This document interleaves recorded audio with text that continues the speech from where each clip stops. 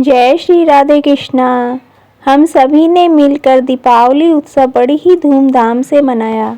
आइए अब हम सभी मिलकर गोवर्धन पूजन यानी कि अन्नकूट की कथा श्रवण करते हैं।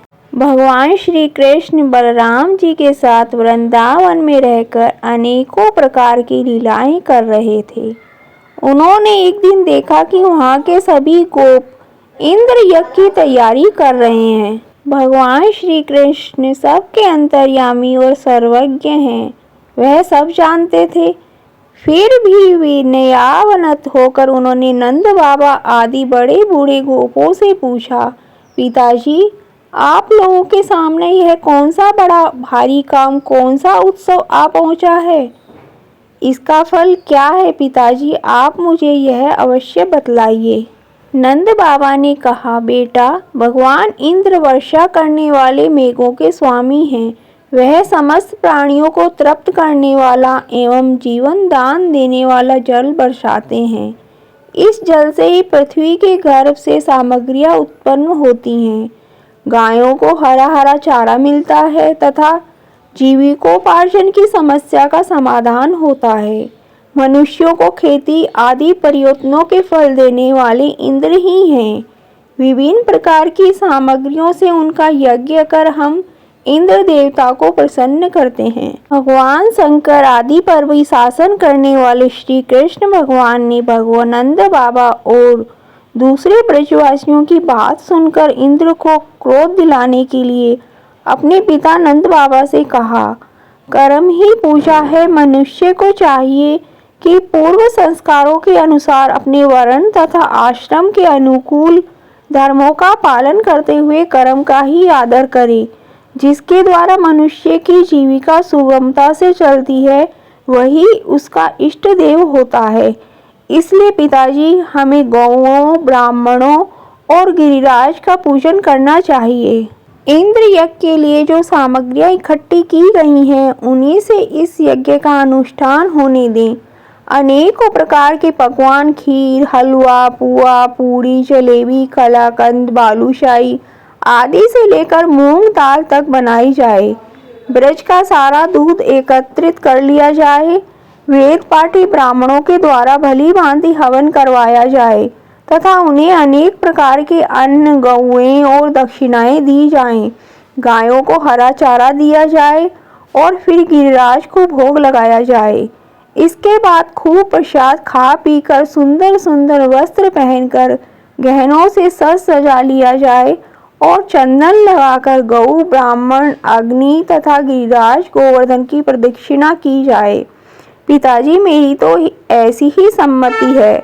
ऐसा यज्ञ गौ, ब्राह्मण और गिरिराज को तो प्रिय होगा ही, मुझे भी बहुत प्रिय है। नंद बाबा और ब्रजवासियों ने कहा कि बेटा हमें इसमें कोई आपत्ति नहीं है, लेकिन इंद्र महाराज नाराज हो गए तो फिर इंद्र के कोप से तुम्हें हमारी रक्षा करनी होगी। जो कुछ भी हम भोग लगा देंगे वह सब कुछ खाना होगा। हमारी संपूर्ण अभिलाषाओं को जिस प्रकार इंद्र पूर्ण करते हैं उसी प्रकार पूरा करना होगा। भगवान श्री कृष्ण ने नंद बाबा आदि की सभी बातों को मान लिया, क्योंकि कालात्मा भगवान की इच्छा थी कि इंद्र का घमंड चूर चूर कर दें। भगवान श्री कृष्ण ने जिस प्रकार यज्ञ करने को कहा था वैसा ही यज्ञ उन्होंने प्रारंभ कर दिया। पहले ब्राह्मणों से स्वस्ति वाचन कराकर उसी सामग्री से गिरिराज और ब्राह्मणों को सादर भेंटें दी तथा गौओं को हरी हरी घास खिलाई। इसके बाद नंद बाबा आदि गोपों ने गौओं को आगे करके गिरिराज की प्रदक्षिणा की।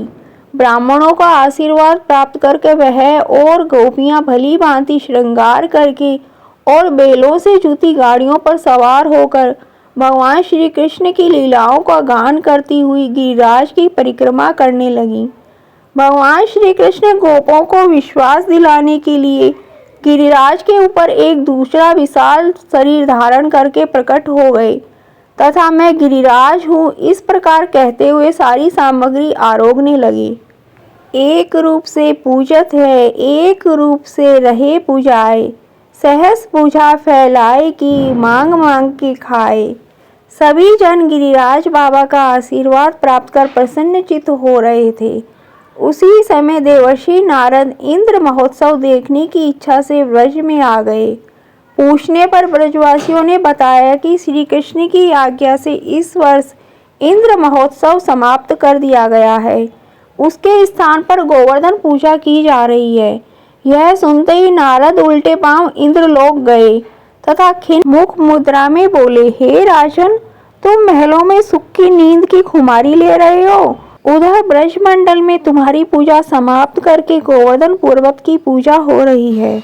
इसमें इंद्र ने अपनी मान हानि समझकर मेघों को आज्ञा दी कि वे ब्रज में जाकर प्रलयकाली मूसलाधार वर्षा से पूरा गांव तहस नहस कर दें। पर्वताकार प्रलयकारी बादल ब्रज की ओर उमड़ पड़े। भयानक वर्षा देखकर ब्रजमंडल घबरा गया।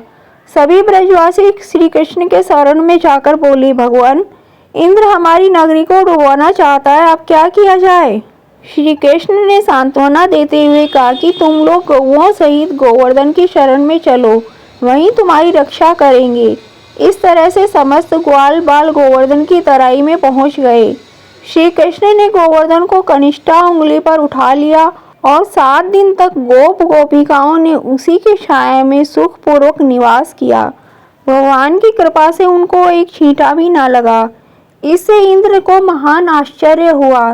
तब भगवान की महिमा को समझकर तथा अपना गर्व नष्ट जानकर वह स्वयं ब्रज गया और भगवान श्री कृष्ण के चरणों में गिरकर अपनी मूर्खता पर महान पश्चाताप किया। 7वें दिन भगवान ने गोवर्धन को नीचे रख दिया और इसी भांति प्रतिवर्ष गोवर्धन पूजा करके अन्नकूट उत्सव मनाने की आज्ञा दी।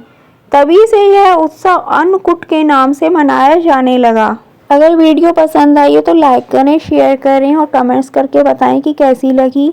चैनल पर नए हो तो चैनल को सब्सक्राइब कर लें। जय गौ माता, जय गिरिराज महाराज की जय।